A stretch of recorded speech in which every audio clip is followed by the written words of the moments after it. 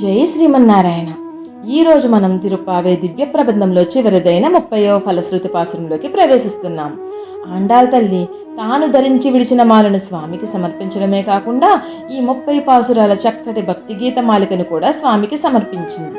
ఈ అద్భుతమైన మార్గశీర్ష వ్రతాన్ని ఆచరించిన ఆండాళ్ తల్లి ఆ శ్రీరంగనాథుడినే ఫలితముగా పొందింది. తాను ఒక గోపికగా, తన స్నేహితులు ఇతర గోపికలుగా భావించుకుని వారందరితో కలిసి చేసిన ఈ వ్రతం అయిపోయే సమయానికి ఆ శ్రీరంగనాథుడు తన అంతరంగిక భక్తులందరినీ శ్రీవిల్లిపుత్తూరుకు పంపి ఆండాళ్ తల్లిని శ్రీరంగముకు తీసుకురమ్మని చెప్పగా తండ్రి గారైన పెరియాళ్వార్లు అందరితో కలిసి శ్రీరంగం వెళ్ళిరి.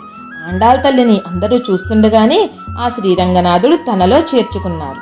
వ్రత ఫలితముగా గోదాతల్లి సాక్షాత్ ఆ శ్రీరంగనాథుడనే భర్తగా పొంది ఆయనలోనే లీలమైంది. అందుకే గోదారంగనాథుల కళ్యాణం జరిగిన రోజును భోగి అంటారు. నేటి పాసురంలో ఈ వ్రత ఫలితాలు ఆండాళ్ తల్లి ఈ విధంగా తెలియజేశారు.